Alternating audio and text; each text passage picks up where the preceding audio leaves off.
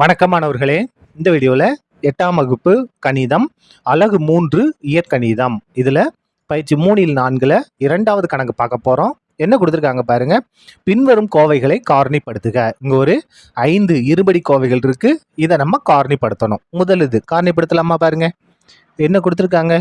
x² + 14x + 49 இதை நம்ம காரணிப்படுத்தணும். பாருங்க, இந்த மாதிரி ஐ மாதிரி போட்டுங்க. சரியா?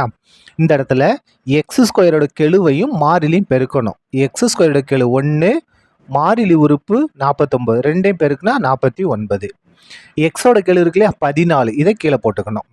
பாருங்க, ஏதாவது 2 நம்பர் பெருக்கும் போது இந்த ஆன்சர் வரணும், கூட்டும் போது இந்த ஆன்சர் வரணும். இதுதான் கான்செப்ட் காரணிப்படுத்துறதுக்கு. சரியா? பாருங்க, 2 நம்பர் பெருக்குனா 49 வரணும், கூட்டினா 14 வரணும். எந்த நம்பர்? 7 7 49. 7 7 பெருனா 49, 7 14 வந்துருச்சா? இப்போ பாருங்க, நம்ம என்ன செய்ய போறோம் அப்படின்னா, இந்த x² அப்படியே வந்துடும். இந்த நடுவில் இருக்க உறுப்பை தான் நம்ம பிரித்து எழுதணும். எப்படி பிரித்து எழுத போகிறோம்? 7x + 7x. இங்கே பிரிச்சிருக்கோம் இல்லையா? 7x 7x பிரித்து எழுதணும்.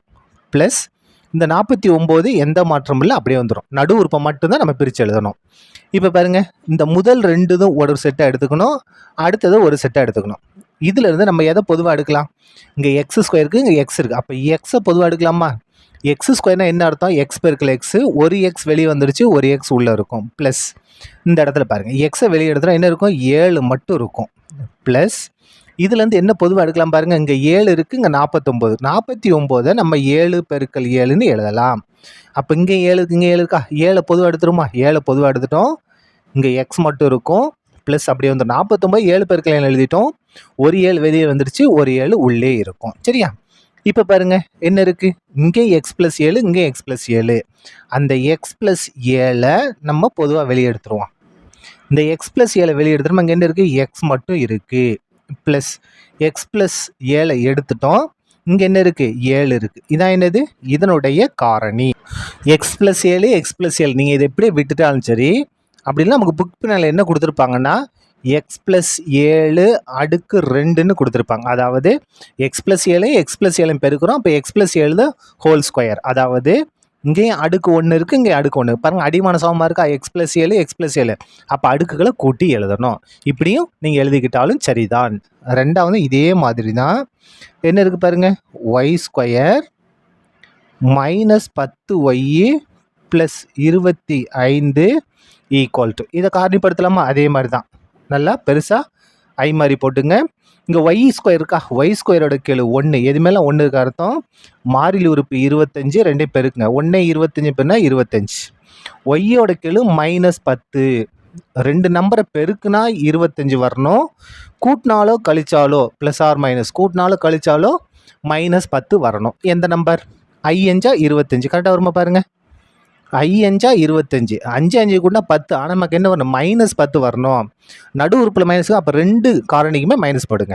மைனஸே மைனஸ் ப்ளஸ் i × 25. இது 2 ஒரே குறியா? ஒரே குறினா கூட்டணும். கூட்டினா என்ன வரும்? -10. அப்போது இந்த நடு உறுப்பை தான் நம்ம பிரித்து எழுத போகிறோம். y². இந்த -10y நம்ம எப்படி எழுதலாம்? -5y -5yன்னு எழுதலாம். -10 -5 மைனஸ் எழுதிட்டோம். ப்ளஸ் 25 அப்படியே வந்துடும். முதல் உறுப்பும் கடைசி உறுப்பும் அப்படியே வந்துடும். இப்போ பாருங்கள், இந்த 2 உறுப்பு ஒரு செட்டு, அதுக்கு அடுத்து இருக்க ஒரு செட்டு.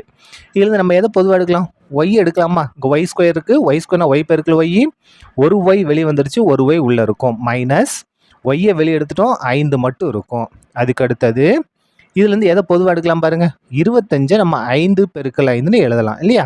அப்போ இங்கேயும் 5 இருக்குது, இங்கே 5 இருக்குது. என்ன 5 எடுக்க போகிறோம்? -5 நம்ம வெளியே எடுக்க போகிறோம். -5 வெளியே எடுத்தால் இங்கே என்ன இருக்கும்? ப்ளஸ் ஒய் மட்டும் இருக்குது. நம்ம மைனஸை வெளியே எடுக்கிறோம். அப்போ ப்ளஸ் இருக்க இடம் மைனஸ் ஆகும், மைனஸ் இருக்க இடம் ப்ளஸ் ஆகும். இங்கே ப்ளஸ் இருக்கா? மைனஸாக மாறிடுச்சு.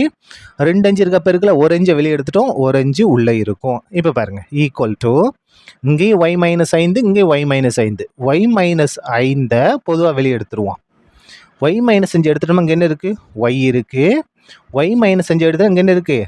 -5 இருக்குது. இதான் என்னது? இதனுடைய காரணிகள். y - 5 y - 5 இதான் காரணி.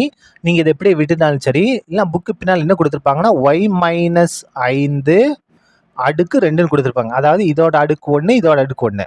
அடிமான சமமா இருக்கு, பெருக்கல் இருக்கு. அப்போ y மைனஸ் 5 அடிமானம், அடிமானத்தை அப்படியே எழுதிடணும், அடுக்குகளை கூட்டி எழுதணும். இப்படி எழுதிக்கிட்டாலும் சரிதான். மூணாவது இது கணக்கு எழுதுங்க முதல்ல. C square minus 4c minus 12, இதை நம்ம காரணிப்படுத்தணும். இந்த மாதிரி ஐ மாதிரி போட்டுங்க. போட்டாச்சா? இங்கே சி இருக்கு இல்லையா, சி ஸ்கொயரோட கீழே 1, மாறிலி உறுப்பு மைனஸ் 12, 1ஐயும் மைனஸ் 12 பேருக்குனா மைனஸ் 12, சியோட கீழே மைனஸ் 4. பாருங்க, 2 நம்பரை பெருக்கும் போது மைனஸ் 12 வரணும், கூட்டினாலோ கழிச்சாலோ மைனஸ் 4 வரணும். எந்த நம்பர்? 6 12, 6 12. நமக்கு இங்கே என்ன வரணும்? மைனஸ் 4 வரணும். அப்போ இந்த பெரிய காரணிக்கு மைனஸ் கொடுத்தா தான் நமக்கு மைனஸ் 4 வரும். இப்போ பாருங்க, மைனஸையும் ப்ளஸ் எப்படின்னா மைனஸ் 6 12. இது மைனஸ், இது ப்ளஸ், வேறு வேறு குறியா. அப்போ கழிப்போம், கழிச்சா என்ன வரும்? 4. பெரிய நம்பருக்குனா மைனஸ் 4. சரியா?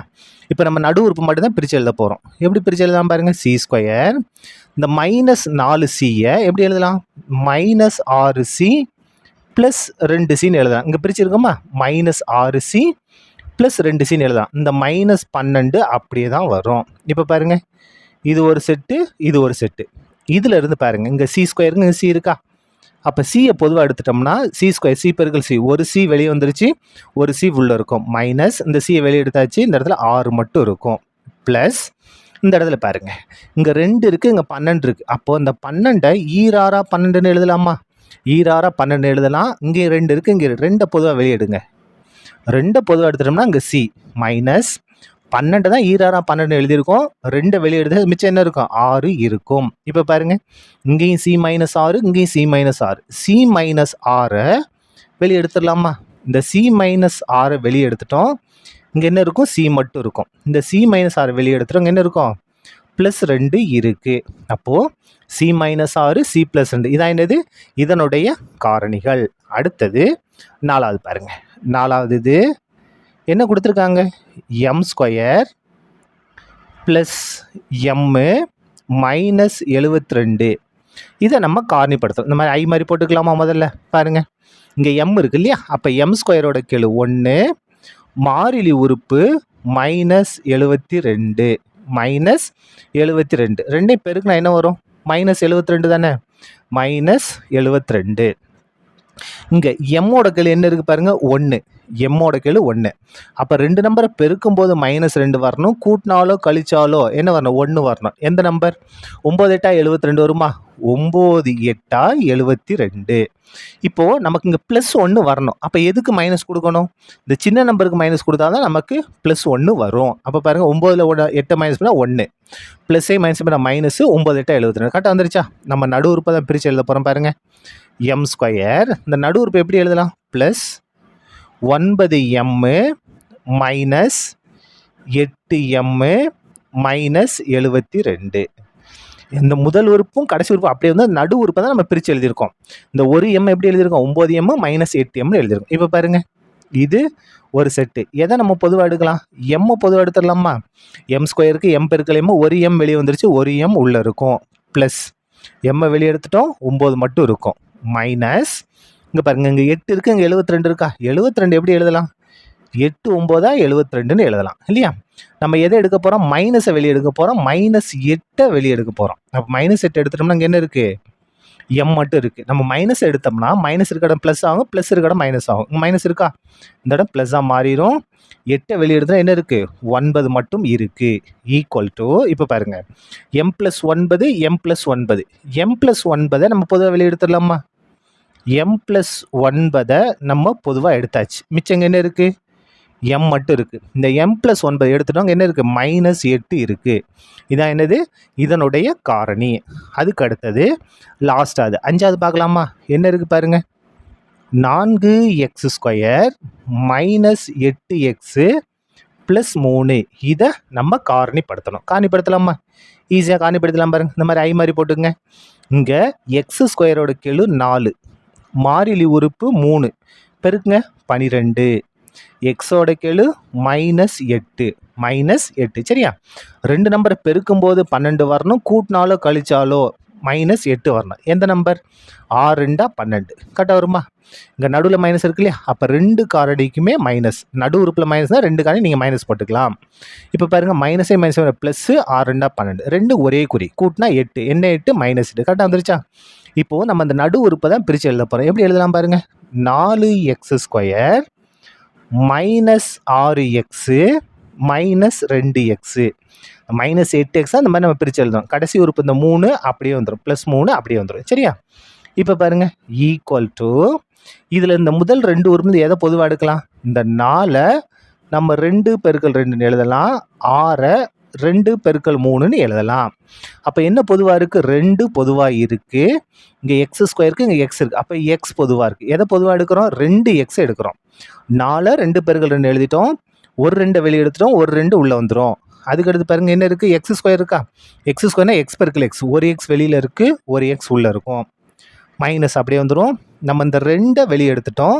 இந்த எக்ஸை வெளியே எடுத்தோம். மிச்சம் என்ன இருக்குது? 3 மட்டும் இருக்கும். உங்களுக்கு சந்தேகமாக தான் உள்ளே பெருக்கி பாருங்கள், இந்த இது அப்படியே வரும். சரியா?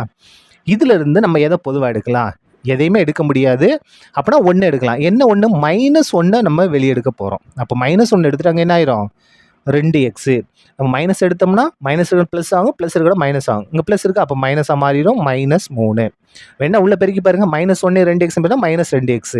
மைனஸ் மைனஸ் போயிட்டுனா ப்ளஸ்ஸு ஒரு 3 கரெக்டாக வந்துருச்சா? ஈக்குவல் டு இப்போ பாருங்கள், இப்போ இது பொதுவாக இருக்குது. 2x -3 2x -3. இந்த 2x -3 நம்ம பொதுவாக வெளியே எடுத்துடலாம். எடுத்துட்டாங்க, என்ன இருக்குது? 2x இருக்குது. 2x -3 எடுத்துட்டாங்க, என்ன இருக்குது? -1 இருக்குது. இதான் என்னது? இந்த 5வது இதை காரணிப்படுத்தி கிடைக்கக்கூடிய ஆன்சர். இதோட இந்த கணக்கும் முடிந்தது. நன்றி.